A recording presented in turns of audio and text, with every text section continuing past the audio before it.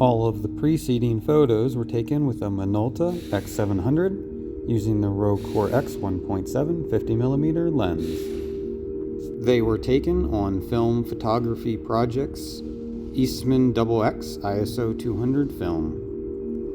So we're just going to jump directly into this roll and kind of walk through a bunch of the exposures. So this is my daughter in the morning, getting ready for school. I think it was like not long after something she'd gotten from school, and she was just going through the different things. I think maybe Valentine's Day. But just going through some of the different things that she had. And none of these are particularly great photographs, except for this one. This one is my favorite because this is just her being silly in the morning. Then we jump to some photographs of a white BMW. This is an M3, so it photographs really nice because it's got a lot of curves and kind of angles to it. One of the things I tried to do to enhance some of that was use a filter, and this is a filtered shot here, and there's another one coming up, and they're okay, and maybe I'll go more in depth about the filter I used, but I mean, for the most part it produced okay results. I wasn't terribly happy with them. Now we're going to get into some pretty random photos of cars in a place where I used to work.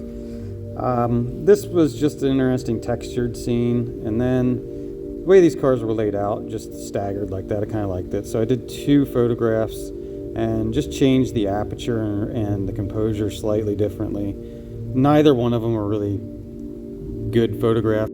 Here's some more of a BMW. This is an interesting one. It's a very expensive SUV, and it had this mud splatter on the front. So it kind of made for an interesting mix of new, fancy, and old, dirty.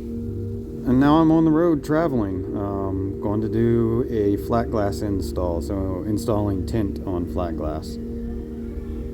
This is a bridge that I drove over pretty consistently, and it's always interesting photographically, in my opinion. It leads over top of this rail station, and the rail station is kind of nestled in between some farms, so it made for some interesting photographs. The 50mm lens was inadequate for these exposures. I really would have probably gotten better results with the zoom lens, something multifocal, but this was kind of one of my favorites from the whole scene. And then what I tried to do here was add a little bit of that concrete barrier into the image to just give that left-hand side of the image some dull space, but it didn't work out great. Now we get into the meat of the roll and some of the photographs that I enjoyed the most from this roll. And this is just the scene as I initially encountered it. Although it's not immediately apparent in these photographs, what attracted me to the scene was this blue Plymouth. And, you know, these next couple were just an attempt to photograph the scene as I experienced it for myself. And it was interesting because here was a kind of classic car set among these non-classics, kind of, you know, I wouldn't say a run-down estate, but more of a, you can tell he's a busybody. He does work from home, basically. But this is a pretty decent shot of the Plymouth. Well, I was a little disappointed that I had black and white film in the camera, but sometimes you just gotta shoot with what you have. One of the interesting things to me about older cars like this is just some of the details, the little features that we often overlook now and just take for granted on cars. Probably my favorite of the car itself and the scene. You see the American flag, kind of gives it some, feel to it.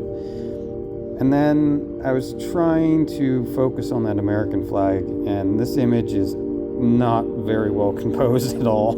Everything's kind of crooked and out of scene. And this one's much better, but still it's not that great. The flag becomes lost in the bouquet, so it would have been nice to have a better photo, but you get what you get.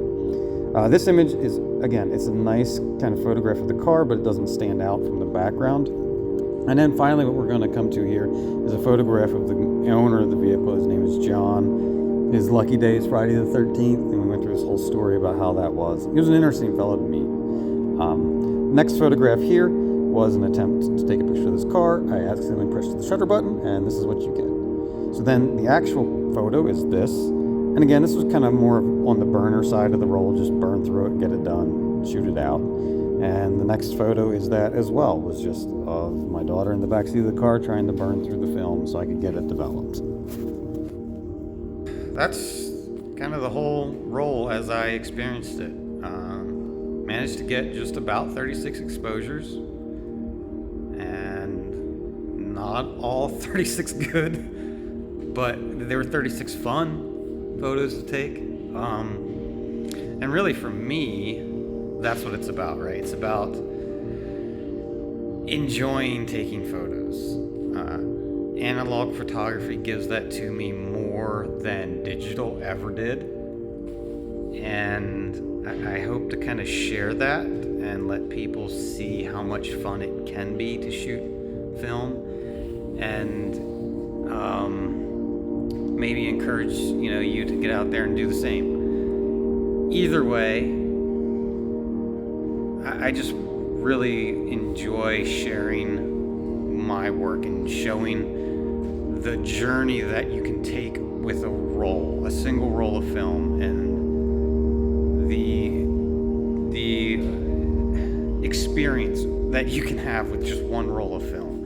From taking photographs of my daughter getting ready for school in the morning, all the way to shooting photographs of a Plymouth that I found sitting alongside the road. Hopefully that's what was conveyed in this video. If not, let me know. If it did the job, great, cool. Watch it, enjoy it, do whatever you want. But thank you for watching. I feel like I need a haircut. Do I need a haircut?